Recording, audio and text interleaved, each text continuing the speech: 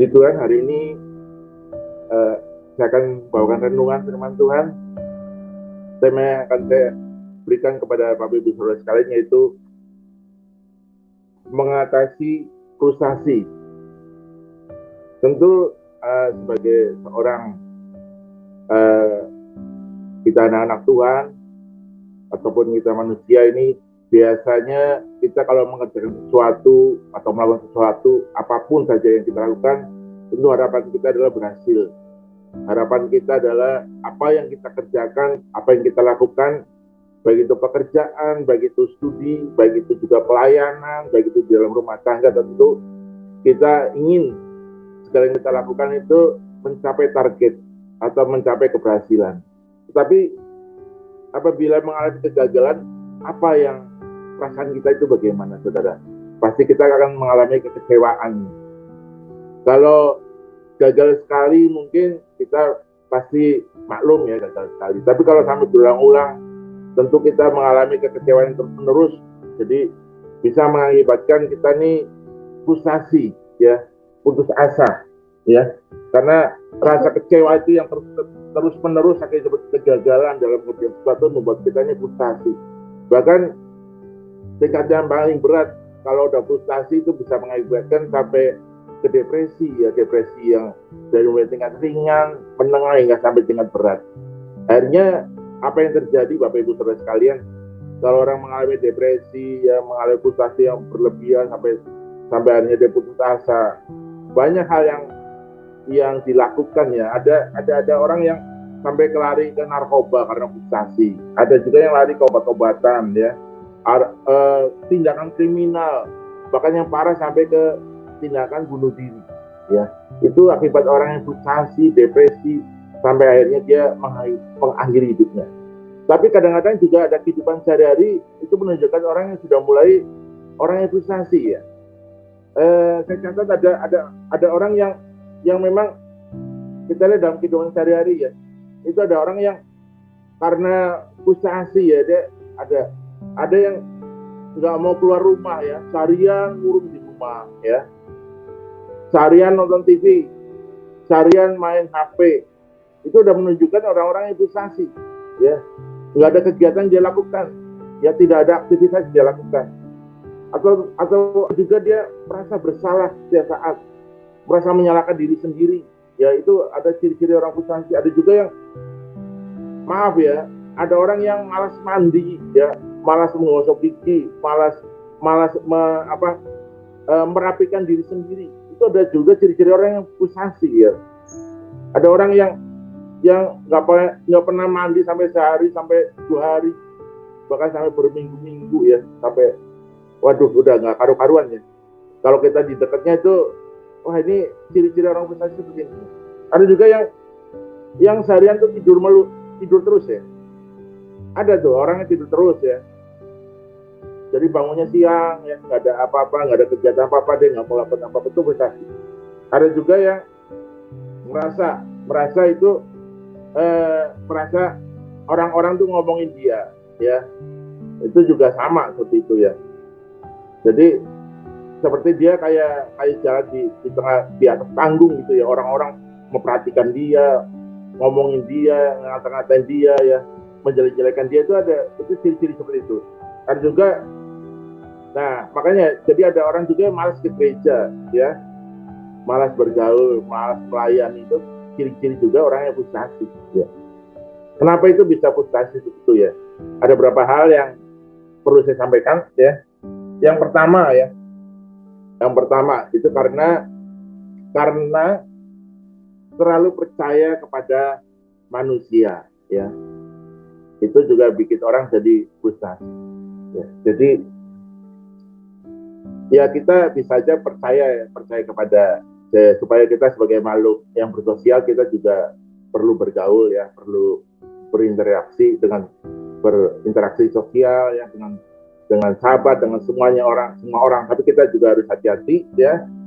Jangan terlalu percaya kepada manusia, karena manusia itu memang adalah manusia yang bukan di dalam Tuhan, ya, yang benar-benar, ya, itu adalah manusia yang memang yang tidak bisa kita langsung 100% percaya, ya. Ada orang yang yang memang ketika kita ketemu itu mulutnya manis ya, janjinya manis ya, omongannya itu semangat ya, semangat, tapi hati-hati dengan orang seperti itu ya. Ketika kita baru kenal, orang itu tiba-tiba menjanjikan sesuatu ya, pas kebetulan kita juga butuh pertolongan, tiba-tiba ada orang yang datang terus tiba-tiba dia menjanjikan sesuatu, dia bilang misalkan contohnya begini, wah saya ini kenal orang dalam nih, saya itu punya kenalan pejabat, saya punya banyak banyak kenalan orang-orang penting. Hati-hati seperti itu ya. Banyak orang yang terjerumus ya, bahkan juga anak-anak yang terjerumus ya, karena omongan orang. Akhirnya karena apa? Karena dia percaya pada omongan itu ya. Padahal itu bukan bukan dari Tuhan ya, bukan dari Tuhan. Makanya kita harus percaya pada omongannya. Akhirnya kita tertipu ya. Hati-hati ya. Apapun ya, kita juga bisa lihat ya, apakah itu dia ada unsur kejujuran ya, ada unsur kemampuan atau tidak dari orang itu ya. Jadi kalau kita berbisnis dengan seseorang ya, bahkan di dalam pelayanan pun juga kita juga berhati-hati ya, juga jangan terlalu kalau percaya begitu saja ya. Kita juga harus diberikan hikmat pada Tuhan, tidak langsung percaya ya. Sebabnya kalau kita langsung percaya bisa saja menimbulkan kecewaan. Karena kita jangan mengandalkan manusia, karena ada firman Tuhan katakan di Yeremia 17 ayat 5 dikatakan, terkutuklah orang yang mengandalkan manusia, yang mengandalkan kekuatannya sendiri, dan yang hatinya menjauh daripada Tuhan. Saudara-saudara sekalian, firman Tuhan mengatakan terkutuklah ya. Jadi jangan kita ini percaya mengandalkan kepada manusia, kita harus mengandalkan kepada Tuhan. Jangan sampai kita kecewakan terus-menerus ya, akhirnya menimbulkan kita frustasi. Karena hati-hati dengan mulut itu, kadang-kadang mulut yang manis itu ya, di Amsal dikatakan ya, di Amsal 5 ayat 3, bibir perempuan jalang ya,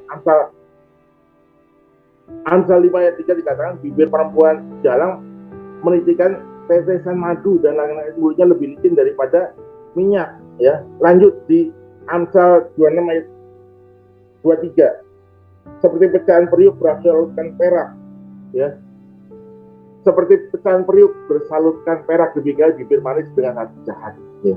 Kita lihat kadang-kadang ada mulutnya manis ya, tapi hatinya jahat ya. Kita harus waspada ya, kita harus peka ya. Apalagi kita ini tahun-tahun politik ya, banyak politisi yang menjanjikan janji-janji manis. Jadi kita diberikan hak sebagai warga negara untuk memilih ya. Nanti di pemilu yang akan datang kita menjadi pemilih.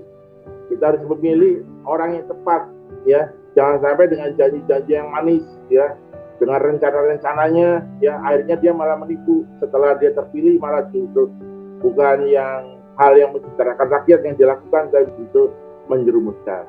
Dan dalam pokok-pokok doa kita juga kita selalu sisipkan di dalam pokok doa kita di tahun 2024 kita nanti akan memilih pemimpin yang takut akan Tuhan ya, yang pemimpin yang membela rakyat ya.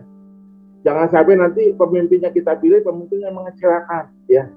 Karena kita pengalaman lah ya, kita yang di DKI Jakarta mungkin ya masa-masa yang lalu ya, pembangunan mengalami stagnasi karena apa ya? Karena mungkin ya memilih pemimpin yang salah. Dimanapun saja kita harus memilih pemimpin yang takut akan Tuhan ya. Jangan dengan janji-janji manis. Kita lihat juga track recordnya ya, kita harus hati-hati ya. Itu adalah hal yang pertama ya, jangan mengandalkan manusia, itu supaya kita tidak kecewa. Lalu yang kedua itu adalah karena kita ini salah menafsirkan firman Tuhan ya, karena kita menerima konsep teologi yang salah ya. Seringkali nih kadang-kadang diajarkan ya oleh orang-orang, oleh hamba Tuhan, katakan ya kalau misalkan kamu perlu sesuatu minta saja sama Tuhan, minta aja pasti Tuhan akan beri ya. Kita lihat ya, ketika kita berdoa minta terus kepada Tuhan ternyata tidak diberi ya, malah hasilnya tidak sesuai dengan rencana kita, tentu kita kecewa ya, karena kita terus mengharapkan sesuatu yang padahal itu salah ya. Ada yang bilang kalau misalkan kita ingin rumah ya, Kita kelilingin aja rumah itu, kita doa keliling ya. Soalnya tembok Yeriko aja dikelilingi 7 kali, 13 kali, maka tembok itu runtuh. Tentu kalau kita mengelilingi rumah itu akan menjadi milik kita. Nah, itu kadang-kadang ada itu seperti itu ya. Itu ya, kita keliling bukan dalam arti kita memang kita beriman, tapi jangan sampai kita misalnya ingin sesuatu, kita memaksakan diri kita ya. Padahal itu bukan rencana Tuhan ya.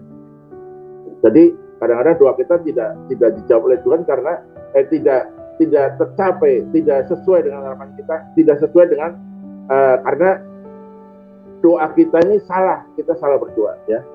Di ayat di dalam pembacaan kita ya, kita buka di dalam Matius 7 ayat 7 sampai 8.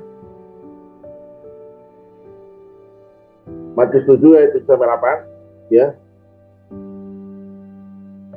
Demikian firman Tuhan, mintalah maka akan diberikan kepadamu, maka carilah maka kamu akan mendapat, ketuklah maka pintu akan dibukakan kepadamu. Nah ini ayat ini seringkali tafsirkan secara salah. Ya minta saja ya, minta aja sama Tuhan. Kalau kita minta sesuatu, minta aja sama Tuhan. Tapi kita lihat ya, ketika ada doa yang karena akhirnya doa itu tidak dijawab karena apa? Di Yakobus 4 ayat 3 dikatakan ya, di Yakobus 4 ayat 3, atau kamu berdoa juga tapi kamu tidak menerima apa-apa ya. Kita berdoa siang malam ya, berdoa mungkin dengan doa puasa ya, tapi kita tidak mendapatkan apa-apa karena kita salah berdoa ya. Di Yakobus 4 ayat 3 katakan, atau kamu berdoa juga tapi kamu tidak menerima apa-apa ya, karena kamu salah berdoa. Sebab yang kamu minta itu hendak kamu habiskan untuk memuaskan hawa nafsumu ya. Kita harus periksa ya, apa yang kita minta benar-benar kita minta memang sesuai karena kebutuhan kita atau sesuai karena keinginan kita. Kita harus bedakan seperti itu ya. Doa Bapak kami mengajarkan, berilah kepada kami makanan kami yang secukupnya ya, tidak yang sampai berlebihan sampai akhirnya dibuang-buang itu makanan itu, tapi makanan yang secukupnya. Ini menunjukkan bahwa kita minta kepada Tuhan itu dengan minta sesuai dengan kebutuhan yang kita lakukan. Kalau kita minta, kita butuh, misalkan kita butuh makan, Tuhan memberikan makanan. Tuhan, kita minta butuh, misalkan rumah, Tuhan akan memberikan rumah. Kita minta kepada Tuhan, minta pekerjaan, Tuhan pasti akan berikan ya.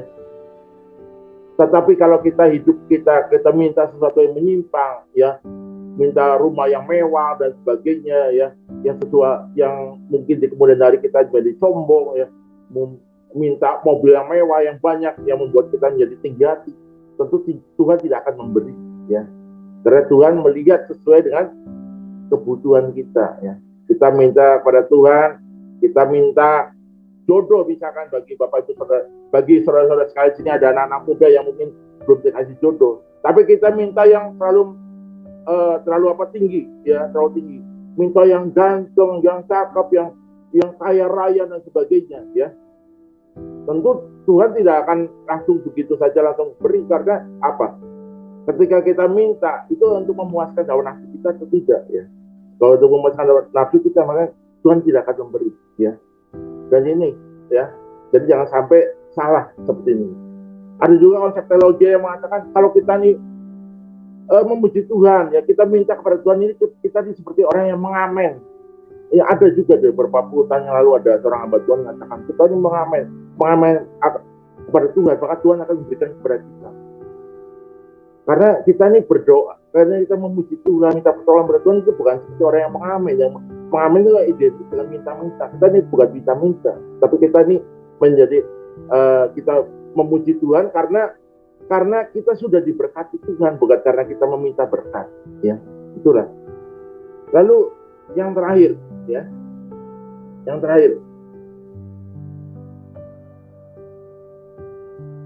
jangan membandingkan diri dengan orang lain ya. Karena membandingkan diri dengan orang lain ya, ini yang membuat kita nih bisa jadi kecewa ya.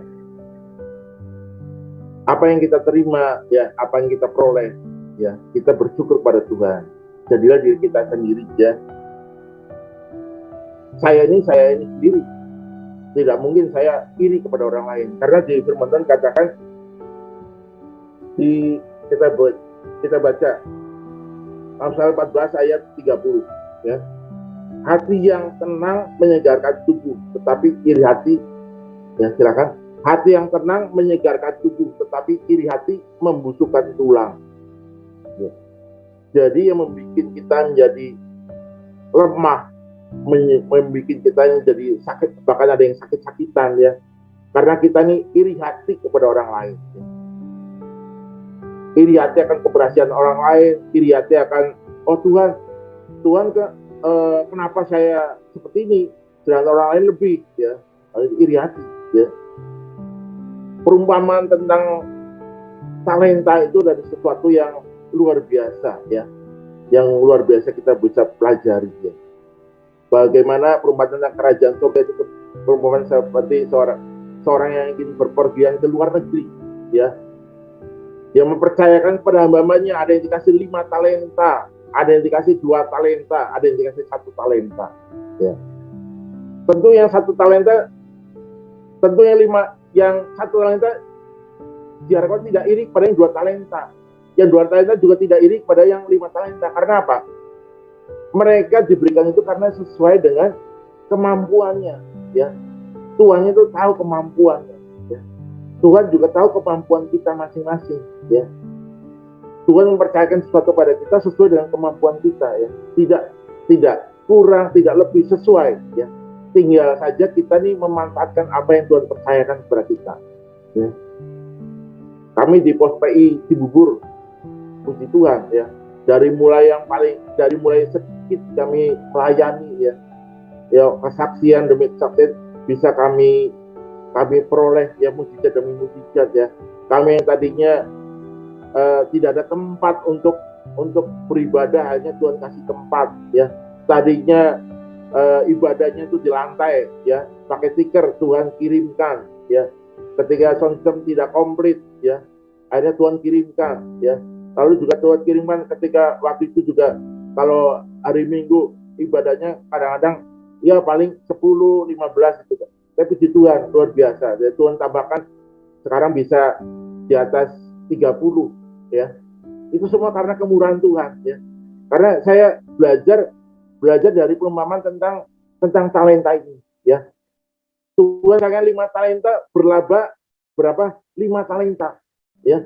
Hamba itu mengusahakan menjadi 5 talenta. Artinya apa? Dia untungnya berapa persen, saudara? 100%. Lalu hamba yang dipercayakan 2 talenta, ya. Dia untungnya berapa talenta? 2 talenta juga. Untungnya berapa persen? 100%. Berarti yang 2 talenta dan 5 talenta itu sama, untungnya itu 100%. Itu saya belajar dari sini. Oh, kalau Tuhan percayakan pada saya yang kecil ini, kalau saya kembangkan, ya, lalu untungnya juga segini dibandingkan dengan orang lain yang sudah ribuan dan mereka juga berlipat dengan ribuan juga, untungnya sama, ya, dapat untung sama. Tapi jangan sampai seperti hamba yang jahat, yang akhirnya menerima 1 talenta karena dia pikir, oh, Tuhan saya ini Tuhannya jahat, saya sebenarnya iri. Orang, masa saya diberikan cuma 1 talenta, kenapa nggak diberikan 5 talenta? Akhirnya saya mendiamkan saja, mendiamkan 1 talenta ini. Akhirnya dia tidak menghasilkan, ya. Itulah yang Tuhan mencela, ya. Jadi kalau kita sebagai anak Tuhan, Tuhan percayakan pada kita berapapun saja kita harus kita kembangkan, ya. Biarlah kita sebagai anak Tuhan, kita belajar, kita bersyukur selalu, ya. Tadi malam tema di dalam komsel yaitu manfaat bersyukur, ya. Kita ini bersyukur selalu, ya. Ketika ada kejadian demi kejadian kita alami, mungkin kejadian itu kejadiannya mungkin gini, ya. Ada suatu yang tindakan yang kita lakukan, mungkin kita mengalami kegagalan, ya, mengalami tidak sesuai dengan harapan kita. Jangan sampai kita nih kecewa yang terus-menerus. Tapi bersyukurlah kepada Tuhan, dan bersyukur selalu, karena di dalam bersyukur itu ada jalan keluar. Di dalam bersyukur itu maka Tuhan akan berikan kepada kita nih jadi kayak ada mujizat, dan juga ada langkah-langkah untuk selanjutnya kita ke depannya kita bisa jangan sampai kegagalan itu terulang, ya. tapi ada mencapai satu tujuan yang mencapai keberhasilan. Saya rasa itu saja firman Tuhan yang saya sampaikan pada hari ini. Biarlah semua ini saya sampaikan memberikan berkat bagi kita sekalian mendengarkannya. Puji Tuhan.